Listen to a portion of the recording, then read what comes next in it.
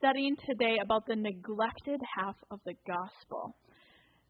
Not like you can split the gospel, so even in its name, like the gospel is whole and complete, but we're talking about the neglected half of the gospel.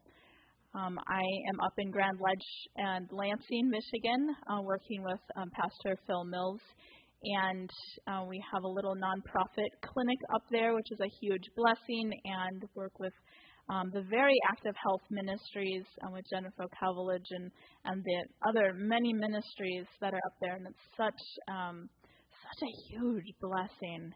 We just added a second physician, which even helps me be able to be here right now because we're running some different programs right now with patients, and so grateful that there's two of us now, and then a whole host of church members who are just incredibly loving, serving others, and incredibly helpful. God has called us to work in teams, even when there's just one or two people. I just think back to when we first started, and it was just kind of a dream of Pastor Phil and I, and then now the team has grown, and there's multiple different teams doing various ministries that they're convicted to do, which is really, really powerful. And hopefully you'll be able to hear a little bit about it in some of the stories today, as well as if you come to the after noon session, there's a Q&A session. We should pray, because that is our teacher this morning, and we ask his presence once more. Dear Father in heaven, as we take a look at the gospel this morning, I plead you take our brokenness and make it into your wholeness. May you speak your words to each one and customize this to where each one is at. Speak from your word, we pray, in your precious and holy name. Amen.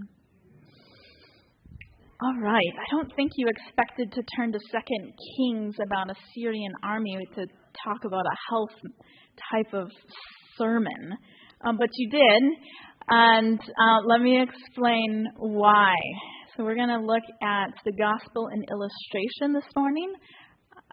So Elisha, we think of as a prophet, came right after Elijah, who is these big reforms, and then the prophet of peace. Elisha, you see him raising the dead and teaching the schools of the prophets, and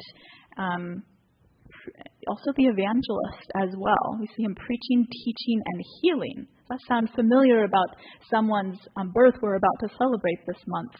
The teaching, healing, and preaching message was not just Christ's ministry, but all throughout the Old Testament and the New Testament. We're not going to talk so much about the educational side. It's extremely important. I understand you have an extremely active school and greenhouse, which is very exciting, a very important part of holistic gospel. We see him here, not in a school setting, very much in not even what you would think is a health setting either. You see him with these Syrian raiders who, chapter 5 had captured the little maid who was a witness to Naaman, and they're still bothering Israel here in chapter 6. So clearly something is going on, and so Elisha finally gets a hold of this army and makes them blind, and then they're in the city of Samaria. So verse 20, they open up their eyes and they're in the city of Samaria. Captured enemies, yes, you killed my uncle and you're here. Gotcha. That wasn't exactly Elijah's response. Verse 21 says, now when the king of Israel saw them, he said to Elisha, my father, shall I kill them? Shall I kill them? I love to have read the scripture reading because you got the sense of, I get that sense that he's excited. Verse 22, Elisha answered, you shall not kill them. Would you kill those whom you have taken captive with your sword and your bow? Set food and water before them, that they may eat and drink and go to their master. How many of you would do that to someone who killed a family member of yours or took your niece away to some foreign country? Woo, not me. This is very strange. How does this illustrate the gospel? And you're more than welcome to shout something out if you like. If you're not comfortable, that's fine. What's that? Compassion. Isn't there a Bible verse in Proverbs about this, about heaping coals on your enemies, coals of kindness on your enemies? Compassion for these, like, hey, feed them and send them back to their master. Wait, what? Kindness. We often think of medical missionary work or gospel medical evangelism, whatever you want to call it, as, oh, you're a nurse and you're a doctor, and that's your only options. All the rest of us, no options for us. Here we see a compassion and a kindness that illustrates the gospel in a way that is so powerful that the raiders came no more into the land of Israel. Kindness won this war when, for we don't know how many years, they were dealing with these raiders. How many times when there's backbiting and gossip, or we feel like there's enemies, a word of kindness, an act of kindness would quelch the difficulty or quench the war, so to speak. It's incredibly powerful. This is a high stakes cooking school that Elisha puts on, but it had incredible results. I don't think we Atlantean quite have arrived at this level of cooking school yet. I hope we never do. Hope you guys never do. But we see feeding people made such a powerful difference in their lives, and both in the Syrian and the Israelites. Can you imagine what they went back and told their family back in Syria? This is the gospel in illustration. Read the first quote. There's a commentary on a lot of the blended ministry in the Bible, and this is part of a commentary from an appeal for the Medical Missionary College, page 14 and 15. It says, "The Lord will give you success in this work, for the gospel is the power of God unto salvation, when it is interwoven with a practical life, when it is lived and practiced." It may not just be, you're under the gun with Syrian raiders with you. In your day-to-day life with a coworker that gets under your skin, the gospel, as it says in Romans 1, is the power of God unto salvation when it is interwoven with a practical life, the kindness and the compassion of living out the gospel. How is this accomplished in all its fullness? The next sentence says, "The union of Christ-like work for the body and Christ-like work for the soul is the true interpretation of the gospel."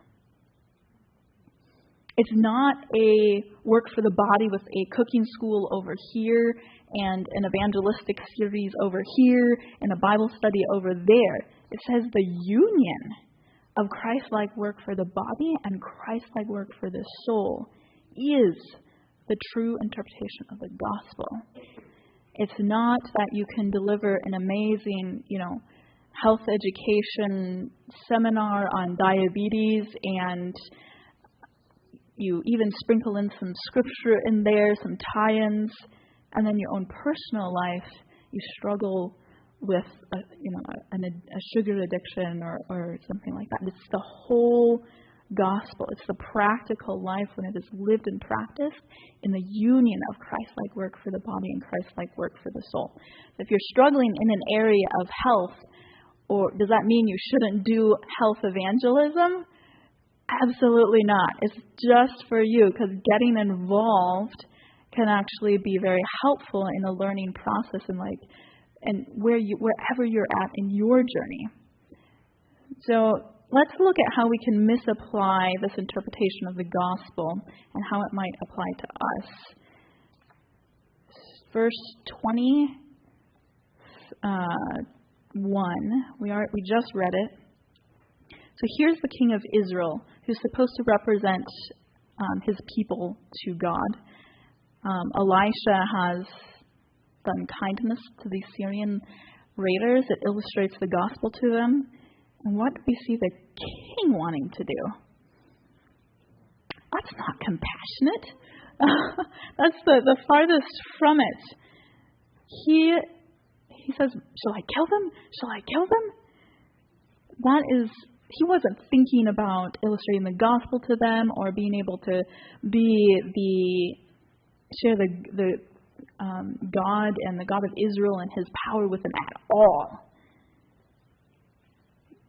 This illustrates really well the opposite side of the coin. How can we misapply the illustration that the gospel can have? Sometimes we can be so vindictive about the health message. Do we have salvation by not eating meat? No, not at all. We can have health deform rather than health reform. Reform means walking into a new and freshness of life. It's finding the abundant fullness. That sounds joyful, rather than vindictive, meaning beating people wherever they're at.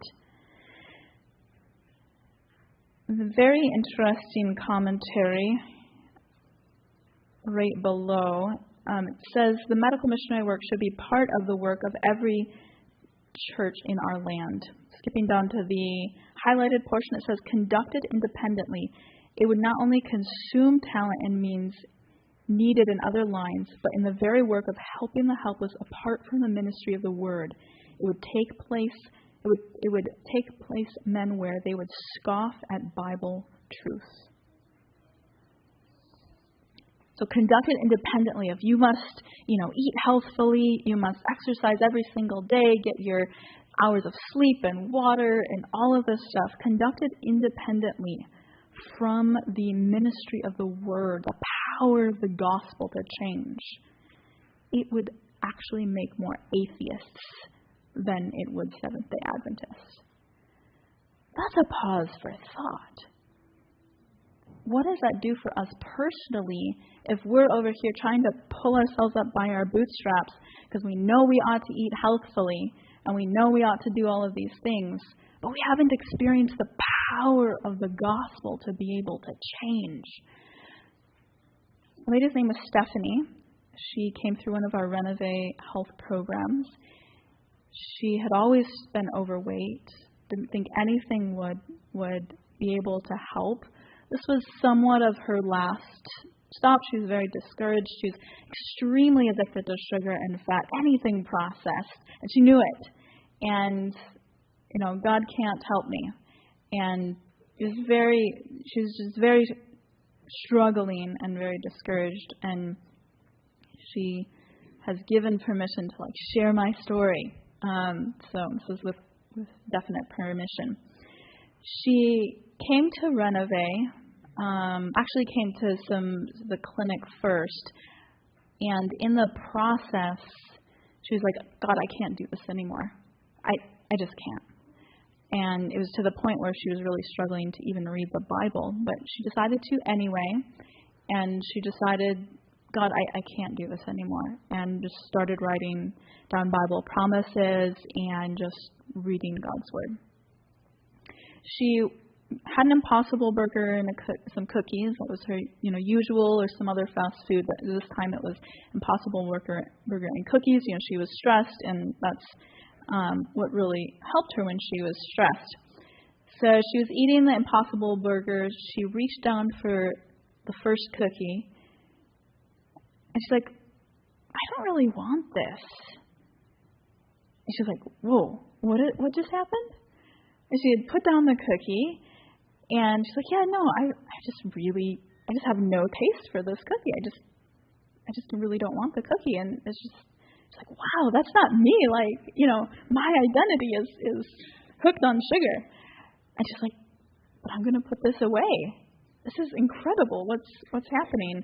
And she's like, wow, it must be, I'm starting to read the Bible more and claim more scriptures, and this was amazing to her. She was walking by the candy dish at work and grabbed her usual and put it in her pocket. And she's like, wait, no. Candy and sugar is not part of my identity anymore. And so she goes and she puts it back. After she had sat down at her desk, she goes and puts it back. She's like, wow. Like, okay, yeah, this isn't my identity anymore. I'm not addicted to sugar. I don't need it. It was such a powerful experience to her. She had put index cards in her pocket instead of candy with Bible promises that she could pull out and read. And she had started, cooking more things at home and making sure there was things prepared in her fridge ahead of time. And started having more whole foods types of sweets and dates and things like that, and being very careful not to stimulating the old taste buds with too stimulating of the processed types of foods, but having a nice variety of really tasteful food. And she's an incredible cook. You have no idea. Like she has this mousse cake thing. Oh, it's spectacular. And she's just extremely careful to have those healthy things prepared, especially in the beginning, and really keep a strong relationship with God. And she started losing weight. She'd never lost weight. She was just amazed. So that was last January. And in June, she had lost over 40 pounds. She was feeling amazing. A lot of her aches and pains had gone away. She was feeling better in so many different ways. And I should have asked her what she was at for weight loss when I saw her this last week. But anyway, just incredible story. And she shares that with people because of how God had totally delivered her from a sugar addiction that she believed wouldn't ever break. So it's not a vindictive gospel that we preach from the health standpoint. It's a freeing gospel that we interpret by our kindness and our compassion towards ourselves, not beating ourselves up, but also to those that we serve.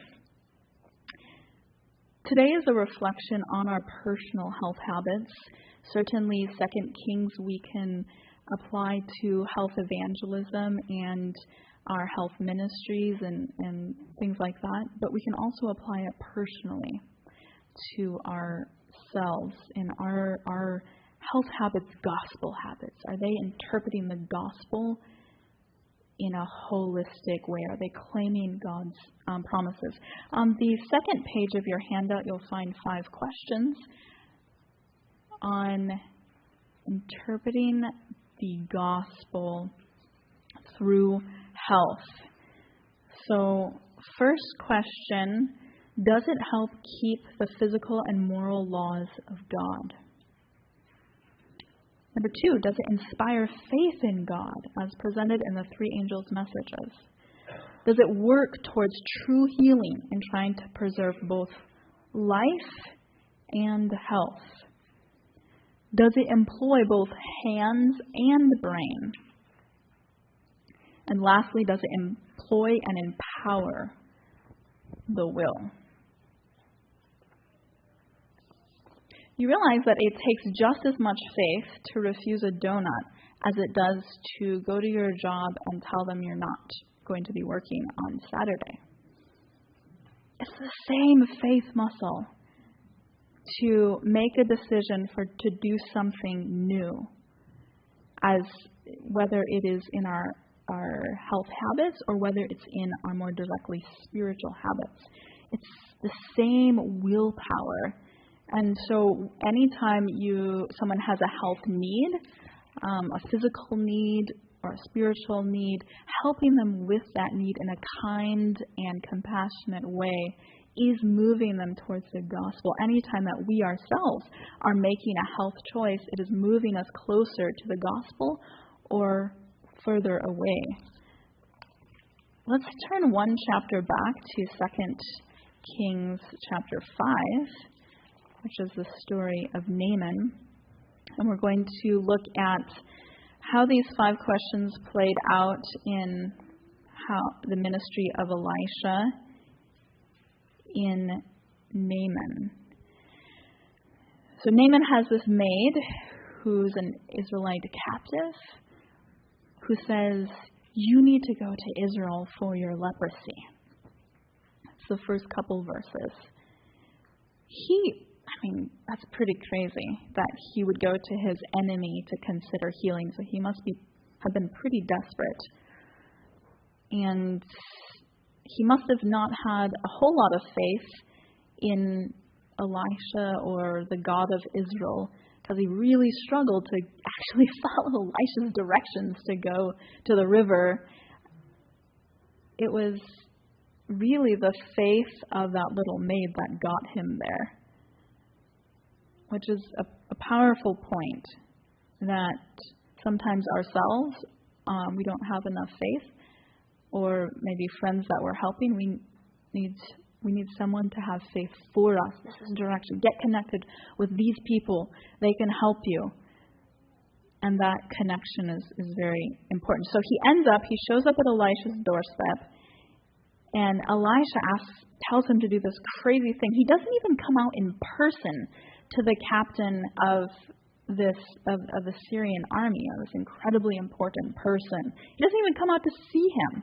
And in just verse 10, he simply says, go and wash in the Jordan 7 times, and your flesh shall be restored to you, and you shall be clean. What?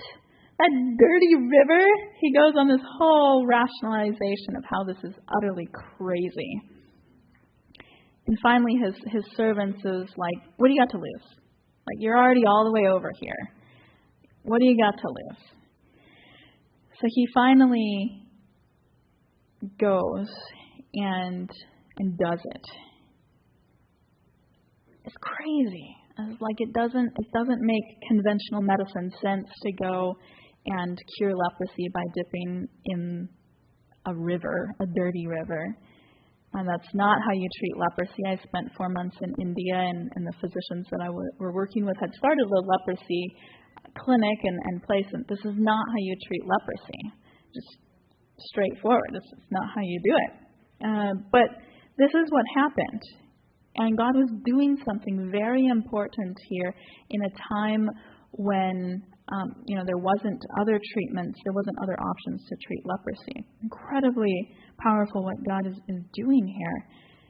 So he comes back, and let's read, after he's healed of leprosy, just this incredibly death sentence type of a disease, he comes back with all his riches ready to give them to Elisha. That was the custom of the day. If you go to a god or a prophet of one of the gods and they heal you, you give them all these gifts. And of course, the captain of the Syrian army would spare nothing at having plenty of gifts to be able to earn his healing. But Elisha does something completely different. In verse 15, it says, and he returned, this is 2 Kings chapter 5 and verse 15. It says, and he returned to the man of God, he and all his aides, and came and stood before him and said, indeed, now I know there is no God in all the earth except in Israel. Now therefore, please take a gift from your servant. Wow.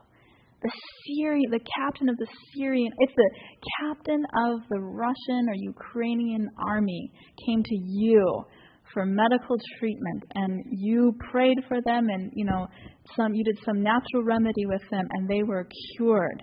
And they came back to you and said, wow, I know that this, the Bible is true, and there's no other truth in all of the earth. Please take this gift from me. It's like, wow, what a witness. What a witness I was. But here's what Elisha does.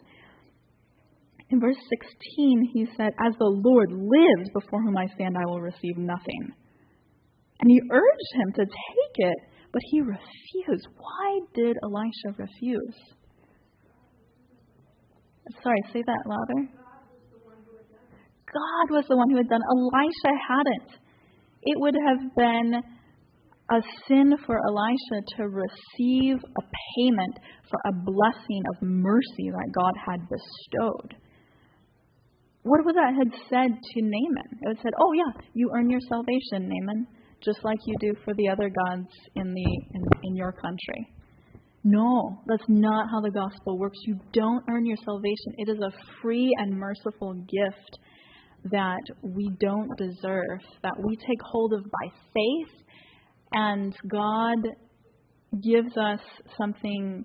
He asks us to do things by faith. He asks us to step into things that seem dirty and seem utterly ridiculous to a rational mind, but He asks us to do them, and we're asked to take a step forward in faith, and He blesses incredibly. And that is not an exchange of money for our salvation. Powerful. Of course, Gehazi didn't get that. And we can see how important it is, how important mercy and illustrating mercy to people is in this story. And God takes that very seriously to properly illustrate the gospel, to the point where Gehazi received the leprosy in his generation because he had not illustrated the gospel correctly to Naaman. Let me read this again. From an appeal for medical missionary college, page 14 and 15. It says, the Lord will give you success in this work, for the gospel is the power of God unto salvation when it is interwoven with a practical life, when it is lived and practiced. The union of Christ-like work for the body, healing Naaman was definitely a work for the body, and Christ-like work for the soul. Elisha did that very, very interestingly with not receiving the gift. And this union of Christ-like work for the body and Christ-like work for the soul is the true interpretation of the gospel. How many of us are living a false gospel by overemphasis of the body or the soul? It's a blending of the two. Because it says the true interpretation of the gospel. So if you separate them, it's a false interpretation of the gospel. We saw that with Gehazi. This is incredibly powerful. And I think you had Dr. John Kelly come in September and talk about gospel medical evangelism, and he may have mentioned more about this, that the worst evil that can be in our churches is when the medical missionary workers and the gospel workers are not united.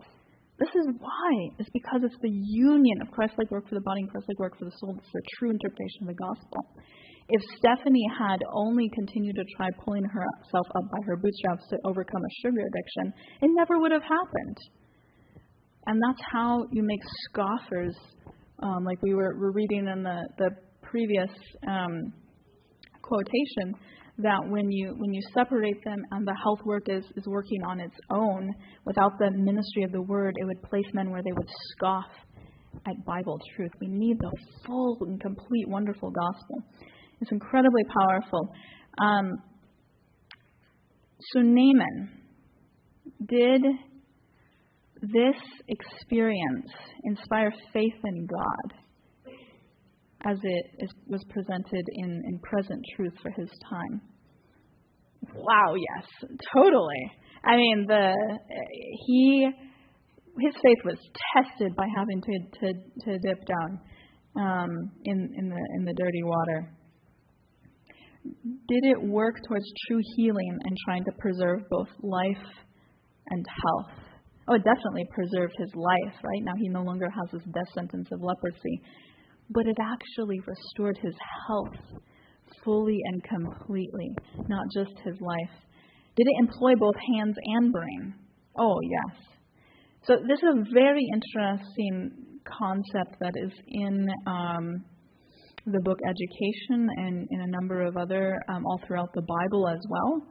So this is discussing the commentary on the sanctuary and how there was labor for brain and hand, the quotation in the handout.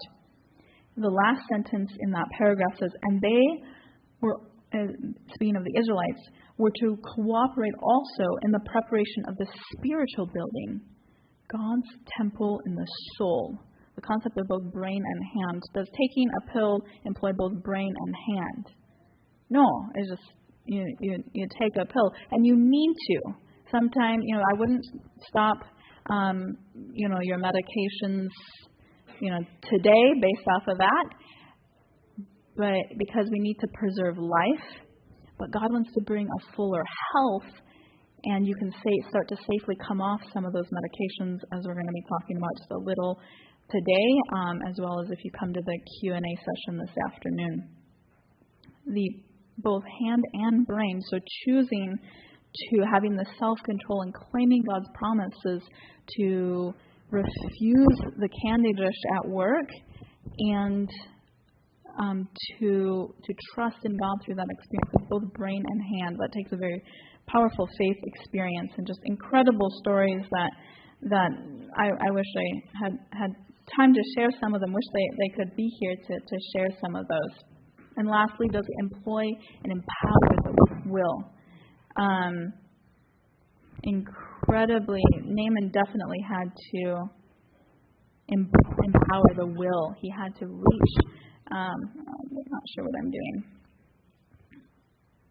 I can switch to this front one if you want me to, if that keeps going. The willpower is incredibly strong. So then let's take a look at this last section here.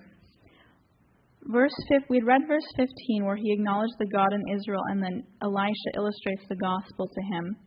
Verse 17. So Naaman responds to this, where he refuses the gift and sees that the gift is in salvation. It's a free gift of salvation. Verse 17 says, then, if not, if you won't take this gift, please let your servant be given 2 mule loads of earth.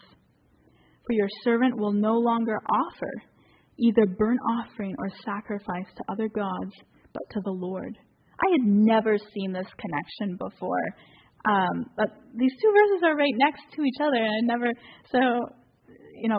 Naaman, or Elisha heals him. He acknowledges God through this experience, but when Elisha took a step further and illustrated the gospel to him by just saying, hey, I'm just doing this because of compassion and because this is God's free gift to you. He says, I will no longer offer either burnt sacrifice or sacrifice to the other gods, but to the Lord.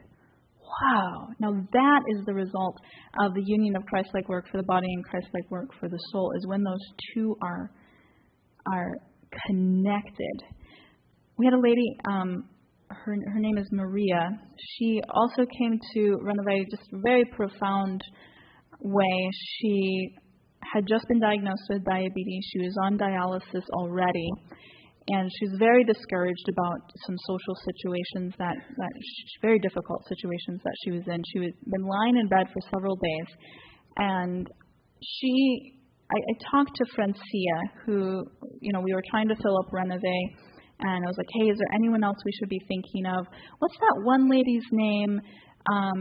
She came once like a year ago, and I was like, what's her? And Francie's like, yeah, Maria. I haven't talked to her in a really long time. Let me call her up. And Maria's like, whoa, Francia, you always seem to call me when I'm like at my lowest points. And Francie's like, no, actually, it's somebody you don't even know and doesn't even know you that thought of you and asked me to call you. And she's like, what? It's like, yes, you've got to come to this program. This is God. Get out of your bed. You're doing this. And you got to meet Francia. She's one of our culinary medicine coaches, and otherwise known as the drill sergeant. She's so compassionate and loving. But yes, once she's convinced you should do something, that the Lord is leading you a direction, then you better have a good reason that you're not going to do it, because otherwise you will be doing it. So she comes to Renovate. she comes in a wheelchair, and she starts really laying a hold of all of this, and it's new to her, and she starts cooking different. She had a lot of pain. I mean, she had to have a lot of faith in order to do this type of thing. Like, what? You're asking me to walk? What are you asking me to eat? Are you sure it's going to be okay with my dialysis? We obviously had one of our physicians do her culinary medicine because she's a little more complicated with the dialysis. So we had to be very careful with that. And she started feeling less pain. And she started being able to walk. And her blood sugars kept coming down. And I was like, hey, you need to stop this blood pressure medication because your blood pressure is too low. And she's like, what? I've been on that for years. And are you sure? And I'm like, yeah. I don't want you to faint because your blood pressure is, too low. You need to come off of it. And she's just, wow, this is incredible. She was walking an hour and a half, 2 hours every day by the end of Renove, and with no pain. And her diabetes had been reversed, and she's off her blood pressure medications. Incredibly powerful, because she stepped out in faith when she saw that there was no hope. She reached out for true healing. It's something with both hands and brain. She asked for Bible studies about a week or two in. This is a very common occurrence, that she wanted to study the Bible more. When people's minds their willpower is activated and stimulated, and they reach out to God in faith for something, whether it's health or whatever else it is, the frontal lobe and the whole willpower is active for spiritual and physical things. I find it's like clockwork. People who really lay a hold of this, it's like day 4 or 5 that they start asking spiritual questions. And I had just said that to somebody of like, hey, we're noticing day 4 and 5, are you noticing the same thing? And we were on day 4 of a new program with some folks who were staying at my house for a particular health type of a program, and it was at breakfast that very next day that she says, hey, what does it take to join your church? I was like, day 5. It's incredible what happens in the brain when you lay hold of something by faith. You may want to experience this yourself. You may want to help other people experience this. This is not something that is just happening in Naaman's day. This is happening in today's world. This is how God has set it up as the full and complete gospel, with both the physical and mental and spiritual all blended as one. It's incredible to see the difference. Let me just very quickly give you a teaser for this afternoon about some of the health principles. You'll see in the back of your handout there are some lifestyle tips for weight loss, for heart disease or high cholesterol, for high blood pressure, and for type 2 diabetes. So these are not, by all means, not exhaustive. You'll want to address these with your physician about what medications you should or should not be on, and also about when it's time to be able to come off those medications, if that's possible for you. But here are some of the more lifestyle things that you can take and do at home, unless it's kind of otherwise instructed there. Let me tell you a very quick story about some of the health. Let me read this quick summary here. There's 3 ways that you can lay hold by faith for some of these health habits, as we look at not just health habits, but gospel habits, as we reflect on our personal habits. It says here at the top of page 4, there's kind of all the pictures, radiologic pictures there on both sides, and top of page 4, right above the natural remedies for weight loss. There are 3 very easy strategies to approach any diet, which we don't typically call it a diet, we call it a lifestyle change. So it's what we eat, how much we eat, and when we eat. If you look at any of the diets that actually work or types of foods, they're addressing one or all of these areas. What we eat, how much we eat, or when we eat, or all three. Incredibly powerful what Councils on Health says. Many eat hurriedly of various kinds of foods, what set up a war in the stomach and confuse the brain. The use of unhealthful food and overeating of even that which is wholesome should alike be avoided. Many eat at all hours, regardless of the laws of health. Then gloom covers the mind. How can men be honored with divine enlightenment when they are so reckless in their habits, so inattentive to the light which God has given in regards to these things? Brethren, is it not time for you to be converted on these points of selfish indulgence? God wants to deliver us from the selfish indulgences that we find ourselves in. Does God condemn us? Did he condemn Mary Magdalene or anyone else? No. He comes with compassion and kindness. But it's high time that we find victory on these points. Where did Adam and Eve first fall? It was through intemperance. Where was Christ's first temptation? It was needing victory on the point of temperance. The same test will be at the end of time. One of the first tests we have to face is temperance and self-control. And it's not just vindictive. It's not just like arbitrary. It's actually to protect our minds so we can have the peak mental performance, so we can have the peak joy and zest in life. So if you look through each of these different kind of health tips, you'll see the three aspects of what we eat, how much we eat, and when we eat. You can vary these for exactly what your goals are.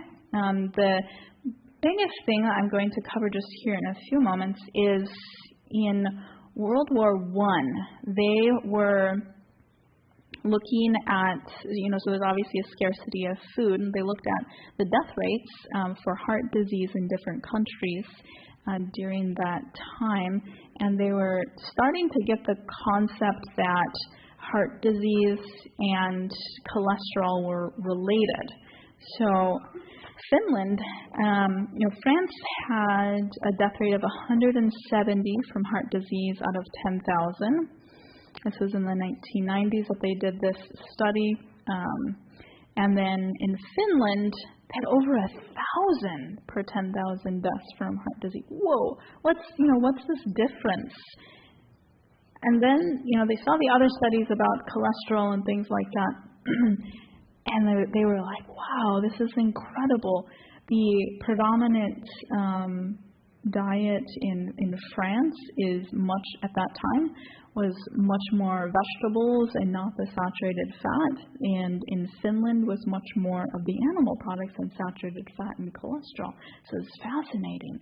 They did these other studies where they would take a look at the poor monkeys that were fed a mostly fat and saturated fat and cholesterol diet, and within 12 days they saw the atherosclerotic or the heart disease plaques built down just in days. The culinary medicine, Dr. Debbie, she runs culinary medicine up in Lansing. She's actually an OBGYN, and she says heart disease is starting to be laid down in utero, in fetuses, when the mother is eating a very high saturated fat diet. It's crazy. Later, Dr. Jenkins compared, he's like, okay, so this connection between cholesterol, saturated fat, let's, look at fiber, and fiber actually helps to rid the body of excess cholesterol and things like that. So he gave them a much higher fiber diet. There's some details in there. It's called the portfolio diet. And he saw that was actually equivalent to a statin. So a statin is a common cholesterol medication. He's like, whoa, something in our food can be equivalent to a medication. This was one of the first studies of its kind. Incredible. Later, Azelton, who's a cardiologist, did a 32-week study of the worst, the people who had heart attacks, and they wouldn't even operate on them because they had so many blood vessels that were blocked. They had 49, it was a group of, I believe 30, and they had 49 cardiovascular events in the last 8 years. So he puts them completely whole foods, plant-based diet, very high fiber types of foods. You'll see it written in here under the cholesterol section of, 1 cup of beans every single day, avoiding the cooked oils in particular, and avoiding meat, cheese, eggs. So he puts them on this 32 weeks. He's a cardiologist, so he went in at the beginning and saw all the blockages to see exactly where it was at the beginning of the study. End of the 32 weeks, he goes in and he's like, oh, where's all the blockages? And it's just incredible. Their average cholesterol at the beginning of the study was 237. By the end of the study was 145. We typically will say your goal for cholesterol is less than 150. If you're wanting to completely avoid a heart attack, which I think most of us would. They had 0 cardiovascular events in the next 12 years. 0. Profound studies, as you can look at them or come this afternoon if you have other questions about the heart disease in particular. I put a little chart in here so you can get an idea of what the saturated fats are. But the trans fats are particularly dangerous. They are more of an artificial fat that is generated from deep fried, high temperature, putting the oils at a very high temperature. And they have since been banned to be added to foods such as hydrogenated foods. You really want to avoid that because 1% of your caloric intake is from trans fat, increases your mortality 10%. That was from a Harvard study. So, you do not want trans fat. God did not create it. So unsaturated fats is what you're wanting to go for, and those are listed there. Come this afternoon for, if you have questions about any of those, or find me afterwards if you have questions about diabetes or autoimmune diseases or any of the other more chronic lifestyle types of diseases. We're talking about faith today. We're talking about the neglected half of the gospel and being able to experience the entire gospel, both in our lives personally, the practical life experienced, and that interprets the gospel to those around us in compassion and care, like how Elisha did to the Syrian, to his enemies, and how he illustrated it to Naaman in not accepting, asking Naaman to express faith in doing something that God had asked him to do, and then not receiving a gift of in payment for God's mercy, but actually witnessing to him through that experience. And we see that experience will not just end in the Old Testament. We saw Christ doing the same thing, leaning over the man at the pool of Bethesda, healing him physically, and then talking to him about spiritual, awakening the spiritual interest once again and making an appeal to him to go and sin no more. We see that us being called to that today by a call to giving the true interpretation of the gospel, and actually that is the only way we will have true success. It's when we blend both gospel and medical in the complete and full gospel. Let's take a look at this at the end of time as we close. What will be the final test at the end of time?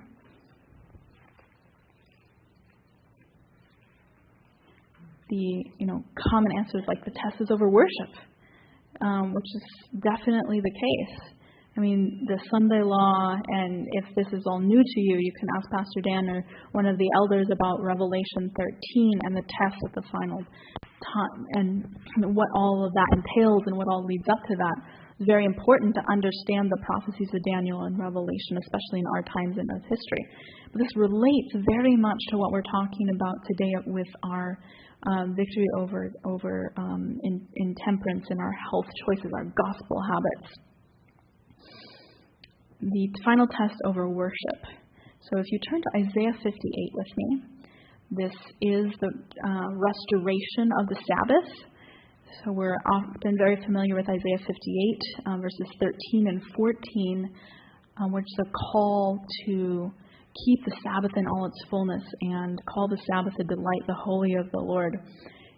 And then you shall delight yourself in the Lord. That's verses 13 and 14, the restoration of the Sabbath. And that's particularly important at the end of time. This is, right before Isaiah 60, if you're familiar with all of that, when God's people are called to arise and shine, particularly at the end of time.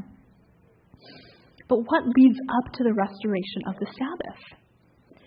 In our last few moments here, let's take a look at the beginning of Isaiah 58, which if you read in some of the commentaries, this is called present truth for our time, something to really study and pray about. It's a call to Israel to revival, complete revival, both spiritually as well as physically. But it's also a call to medical missionary work, the full and complete gospel. It says, verses 6 and 7, so Isaiah 58, 6 and 7, it says, "Is not this the fast that I have chosen?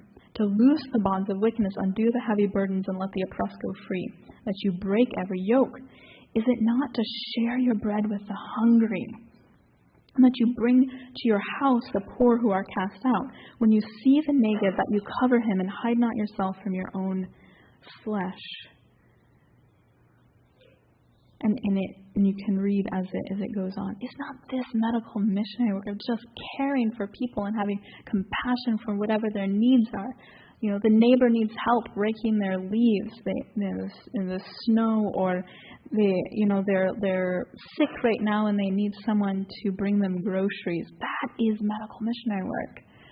That is preaching and illustrating the gospel to them and illustrating the kindness and compassion of God more than a health education seminar for them with their particular needs. And then what does it say in verse 8? "Then your light shall break forth like morning, your healing." Your healing. That's not just the people who are receiving food from your hand, but your healing shall spring forth speedily as you help them. And your righteousness shall go before you. The glory of the Lord shall be your rear guard.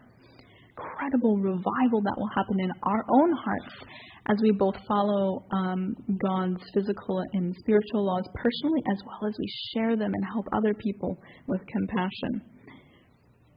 And then as you skip down to verse 10, "If you extend your soul to the hungry and satisfy the afflicted soul, then your light shall dawn in the darkness, your darkness shall be as the noonday. The Lord shall guide you continually and satisfy your soul in drought.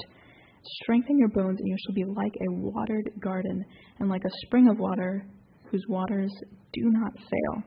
Incredible, powerful lessons in this and how this catalyzes the loud cry and catalyzes a revival in our day and our history of medical missionary work, just simply kindly and compassionately helping those around us with whatever needs they have. You guys have a ton of talent in this church. Pastor Dan was telling me that many different things that you guys were doing, some of the things that you're planning, incredibly exciting, and so many needs here in Gobles that God would want you to reach, and that you are reaching.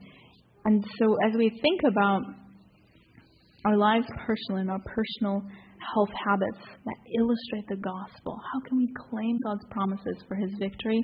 How can we then share it with those around us, especially in this time in our history? It is part of the final work. It is the sanctifying work for our souls that will restore the true meaning of the Sabbath for us. Let me read this final commentary from it's on the third page, called "The Ultimate Faith Test at the End of Time."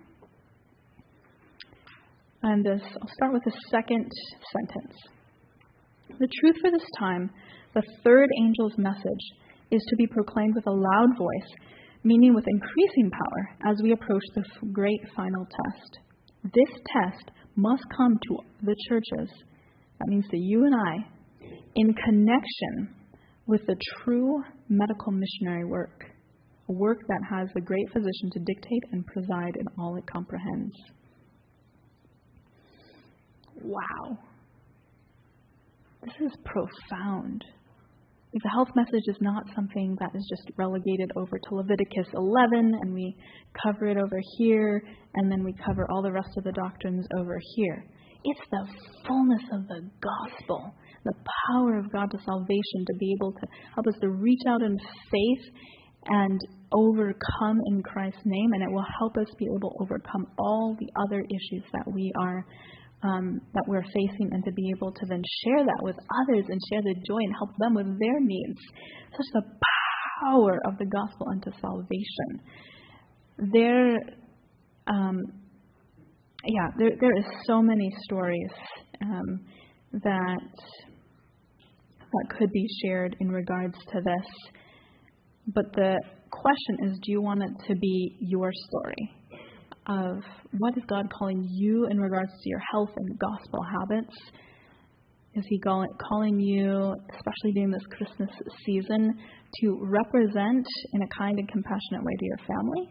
Or is He calling you to some particular area that's a struggle, to give to Him and claim God's promises for victory? Is He calling you to service in a particular area? What is He calling you to? I'd like to take a few moments in prayer as we close. I will spend a few moments in silence as you talk to God about what God is calling you to do. And then I will close with prayer. Let us pray.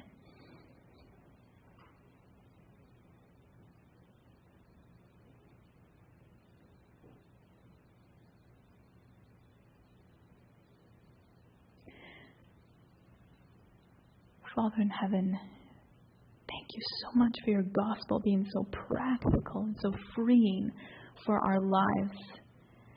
Thank you for giving us an abundant life. May we reach out in faith and grasp it in whatever areas are the biggest struggle for us. May we leave behind the things that we struggle with, and may we experience the true gospel in such a deeper way this next week that we cannot help but share it with those around us.